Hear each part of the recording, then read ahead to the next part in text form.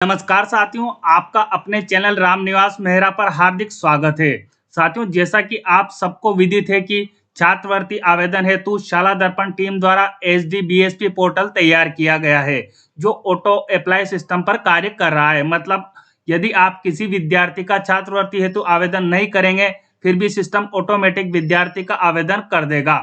अब बात करें इस वीडियो की, तो इस वीडियो में मैं रामनिवास मेहरा आपको जानकारी दूंगा कि किसी विद्यार्थी का स्कॉलरशिप हेतु आवेदन पोर्टल या आपके द्वारा गलती से लॉक हो गया है या आपने आवेदन कर दिया है, तो उसे आपको अनलॉक कैसे करना है, रिजेक्ट कैसे करना है, उससे जुड़ी संपूर्ण प्रक्रिया आपको मैं इस वीडियो में बताने वाला हूं। तो साथियों, चैनल को आप अभी से सब्सक्राइब कर लीजिए और साथ में घंटी वाले बेल आइकन को दबाकर ऑल पर भी क्लिक कर लीजिए, क्योंकि इसी प्रकार की महत्वपूर्ण जानकारी आपको इस चैनल पर हमेशा अवेलेबल सबसे पहले रहेगी। तो चलिए साथियों, शुरू करते हैं आज का वीडियो और देख लेते हैं प्रक्रिया। सबसे पहले आपको जो स्कॉलरशिप का नवीन पोर्टल है एसडी-बीएसपी पोर्टल, उसको लॉगिन कर लेना है। साथियों, मैं लॉगिन प्रक्रिया आपके साथ यहाँ साझा नहीं कर रहा हूँ, क्योंकि मैंने जो अपना वीडियो पहले जारी किया था कि आपको स्कॉलरशिप के लिए कैसे आवेदन करना है, उसमें संपूर्ण प्रक्रिया स्टेप बाय स्टेप बताई थी कि आपको लॉगिन कैसे करना है। यदि आपको उस वीडियो की आवश्यकता है तो इस वीडियो के डिस्क्रिप्शन बॉक्स में मैंने उस वीडियो का लिंक उपलब्ध करवा रखा है।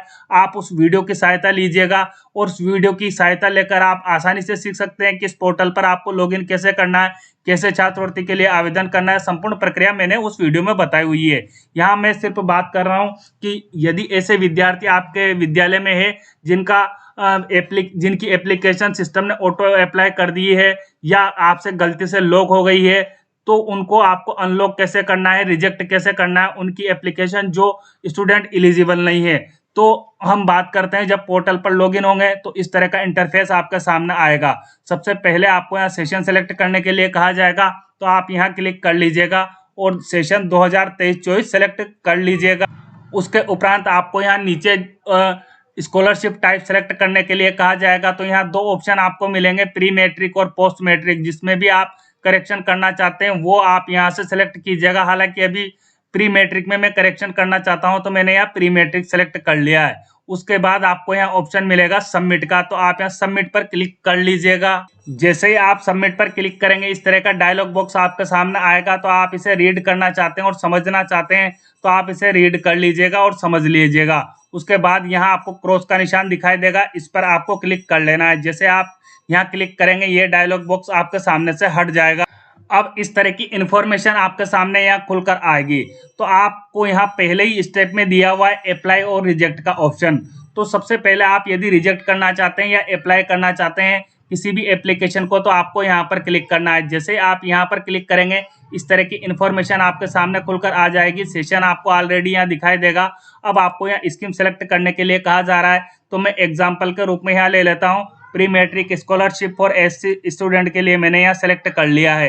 तो आपको यहाँ स्टार्ट डेट भी दिखाई देगी और एंड डेट भी दिखाई देगी, और यहाँ बताया जाएगा कि ऑटो लॉक हो जाएगा आफ्टर 10 डेज के बाद। जो भी आप एप्लीकेशन अगर यदि आवेदन नहीं करेंगे या थोड़ा उसमें कार्य कर देंगे, तो एप्लीकेशन आपकी ऑटोमेटिकली 10 डेज के बाद वो लॉक हो जाएगी। इस बात का आपको ध्यान रखना है। अब आपने यदि विद्यार्थी का फॉर्म है जो अप्लाई कर दिया है या सिस्टम ने उसका फॉर्म अप्लाई कर दिया है, ऑटो अप्लाई हो गया है, तो आपको यहाँ पर क्लिक करना है। जहाँ मेरा कर्सर जा रहा है यहाँ मिलेगा आपको अप्लाई का ऑप्शन, इस पर आपको क्लिक कर लेना है। जैसे आप यहाँ क्लिक करेंगे, फिर यहाँ ऊपर की ओर आप आएंगे तो यहाँ आपको ऑप्शन मिलेगा शो स्टूडेंट का, तो आपको इस ऑप्शन पर क्लिक कर लेना है।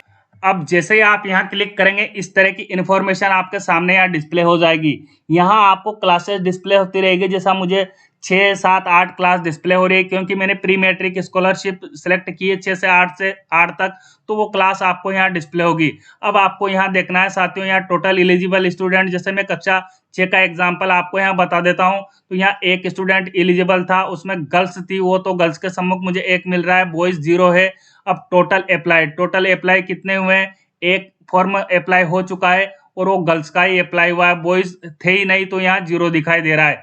अब यहाँ आपको देखना है मैनुअल अप्लाइड। यदि आपने स्वयं ने विद्यार्थी का जो फॉर्म है वो अप्लाई किया होगा, तो आपको यहाँ संख्या दिखाई देगी 1। टोटल में आपको 1 दिखाई देगा, गर्ल्स में आपको 1 दिखाई देगा। जितने भी आपके विद्यालय में यदि आपने जो मैनुअल अप्लाई करेंगे वो संख्या आपको यहाँ दिखाई देगी, परंतु यहाँ 0 0 शो हो रहा है।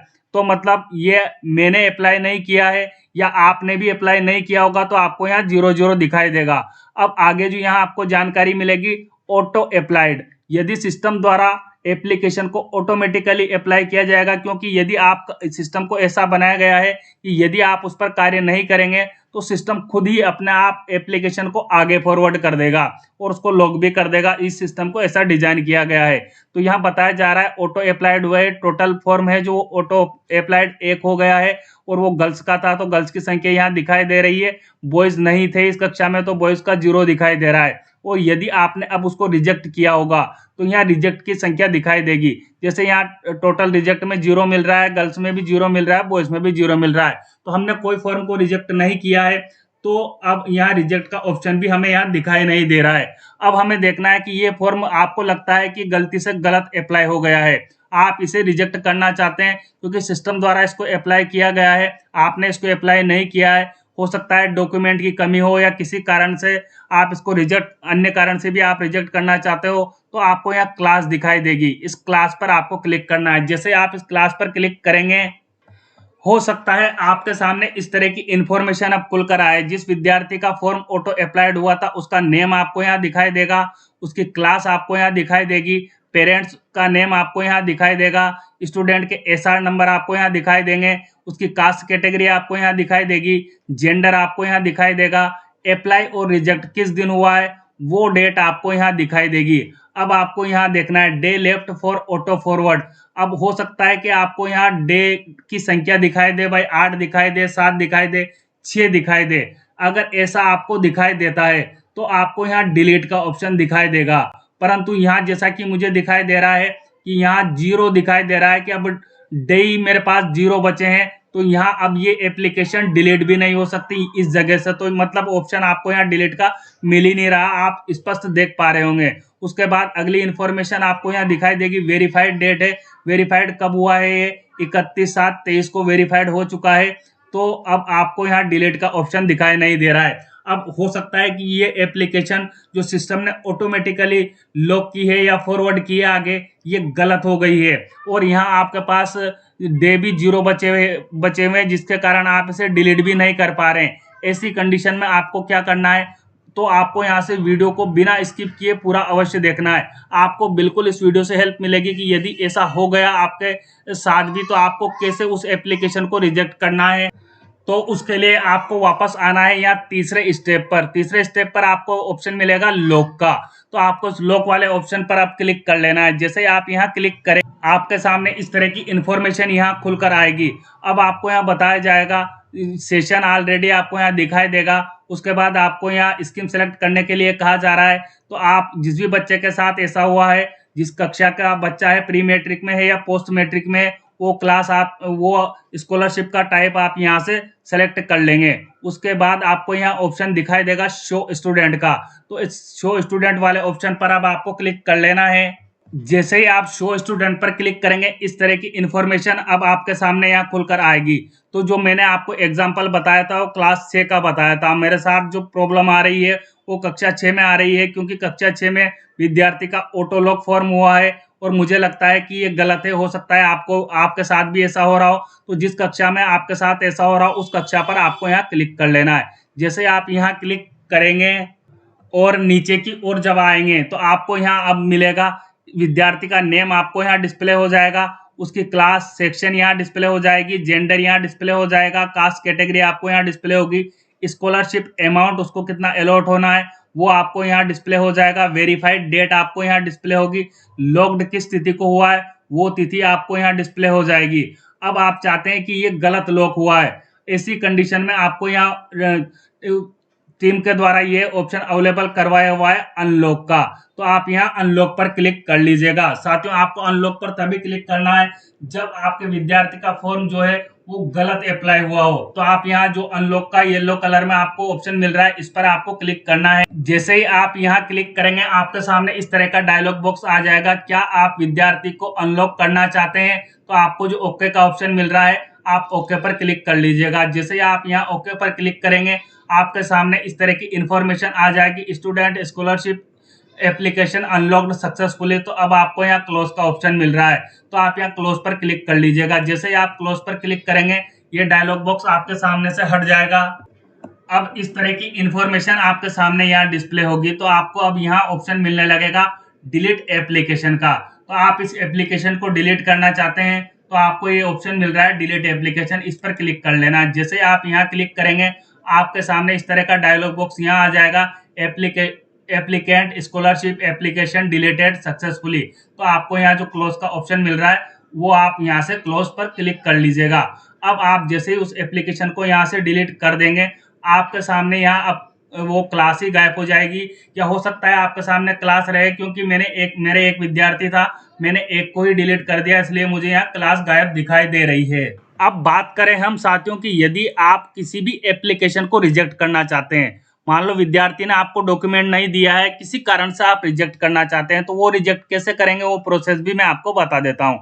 आपको पहले स्टेप में ही मिल जाएगा अप्लाई और रिजेक्ट का ऑप्शन, तो आपको इस पर क्लिक कर लेना है। जैसे ही आप यहाँ क्लिक करेंगे, आपके सामने इस तरह की इंफॉर्मेशन आएगी, तो आप यहाँ से स्कीम को आपको सेलेक्ट करने के लिए कहा जा रहा है, तो आप यहाँ से स्कीम सेलेक्ट कर लीजिएगा। उसके बाद आप यहाँ शो स्टूडेंट, यहाँ आपको रखना है एलिजिबल पर, जैसे कि मैंने आपको अनलॉक करके बता दिया, अब वो स्टूडेंट एलिजिबल में बोलेगा, तो आपको यहाँ पर देखना है शो स्टूडेंट पर, आपको यहाँ क्लिक कर लेना है। जैसे आप यहाँ क्लिक करेंगे, इस तरह की इंफॉर्मेशन अब आपके सामने यहाँ खुलकर आ जाएगी। तो आप जिस भी कक्षा के विद्यार्थी को रिजेक्ट करना चाहते हैं, उसकी एप्लीकेशन को रिजेक्ट करना चाहते हैं, उस क्लास पर आपको क्लिक कर लेना है। जैसे आप यहाँ क्लिक करेंगे और नीचे की ओर आएंगे, तो आपको इस तरह से इंफॉर्मेशन दिखाई देगी। अब आपको यहाँ एक बटन मिलेगा रिजेक्ट का, तो आपको इस पर क्लिक करना है। जैसे आप यहाँ क्लिक करेंगे, आपसे एप्लीकेशन रिजेक्ट करने का कारण पूछा जाएगा, तो आपके लिए यहाँ बहुत सारे कारण दिए हुए, जैसे document not submitted by student do not want to scheme benefit, student not eligible as per scheme rule. तो जो भी उचित कारण रहे, आपको यहाँ से वो उचित कारण सेलेक्ट करना है। जैसे कि मैं यहाँ एक एग्जांपल ले लेता हूँ, document not submitted by student, मैंने ये कारण सेलेक्ट कर लिया है। उसके बाद यहाँ ऑप्शन मिलेगा रिजेक्ट का, तो आपको इस रिजेक्ट वाले ऑप्शन पर क्लिक कर लेना है। जैसे ही आप रिजेक्ट करेंगे, इस तरह की इंफॉर्मेशन आपके सामने यहाँ खुलकर आ जाएगी। तो अब आपको यहाँ दिखाई देगा एप्लीकेंट रिजेक्टेड सक्सेसफुली, तो आपको यहाँ ओके पर क्लिक कर लेना है। अब जैसे ही आप ओके पर क्लिक करेंगे, इस तरह की इंफॉर्मेशन आपके सामने अब यहाँ डिस्प्ले होगी।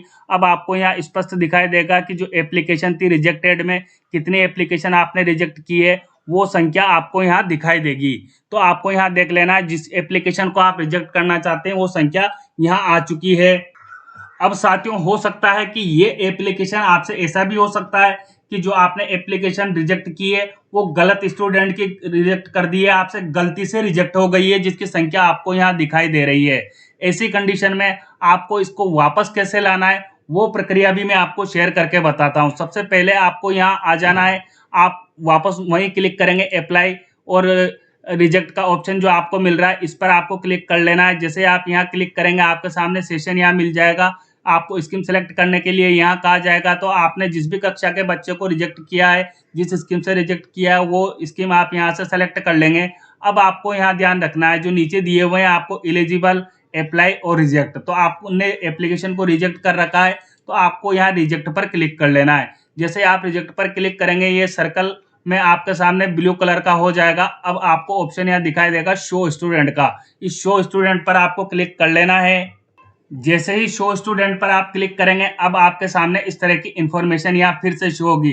तो आपको यहाँ दिखाया जाएगा कि आपने रिजेक्ट कौन सी कक्षा में कर रखा है, कितने विद्यार्थियों को रिजेक्ट कर रखा है। जैसे मैंने यहाँ कक्षा 6 मेरे सामने यहाँ डिस्प्ले हो रही है, और एक विद्यार्थी को रिजेक्ट कर रखा है।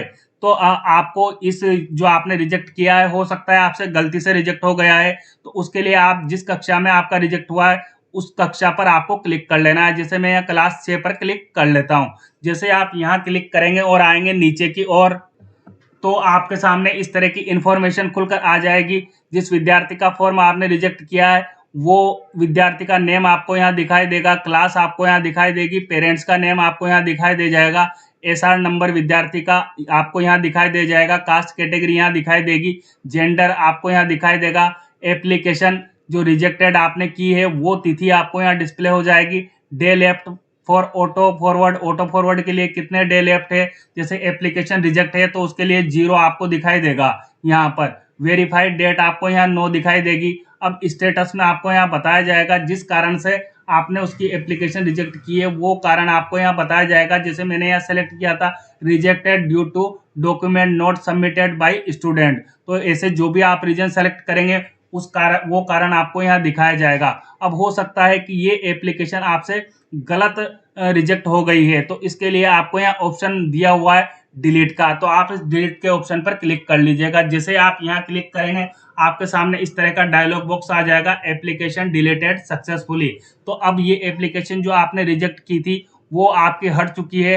अब वापस आप विद्यार्थी की एप्लीकेशन अप्लाई कर सकते हैं, और यदि आप अप्लाई नहीं करेंगे तो सिस्टम ऑटोमेटिकली उसको अप्लाई कर देगा। अब आप यहाँ देख सकते हैं जहाँ रिजेक्टेड में मुझे 1 दिखाई दे रहा था उस जगह अब 0 हो चुका है।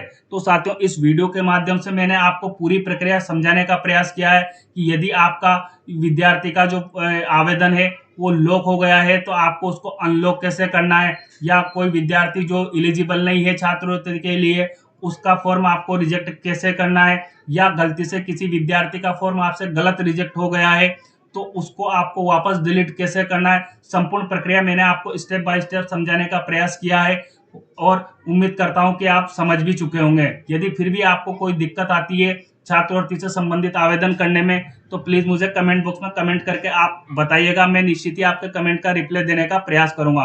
और हाँ साथियों, मैंने छात्रवृत्ति हेतु आवेदन करने के लिए प्रक्रिया से युक्त संपूर्ण एक स्टेप बाय स्टेप संपूर्ण प्रक्रिया से युक्त वीडियो आपकी सहायता पहले ही चैनल पर उपलब्ध करवा रखा है। आप एक बार डिस्क्रिप्शन बॉक्स में जाकर उस वीडियो की हेल्प अवश्य लीजिएगा, ताकि आप जो छात्रवृत्ति के लिए जो आवेदन इस नवीन HDBSP पोर्टल से जो लिए जा रहे हैं उससे जुड़ी संपूर्ण प्रक्रिया समझ पाए। मिलते हैं साथियों इसी तरह के नवीन अपडेट के साथ, तब तक के लिए जय हिंद, जय भारत।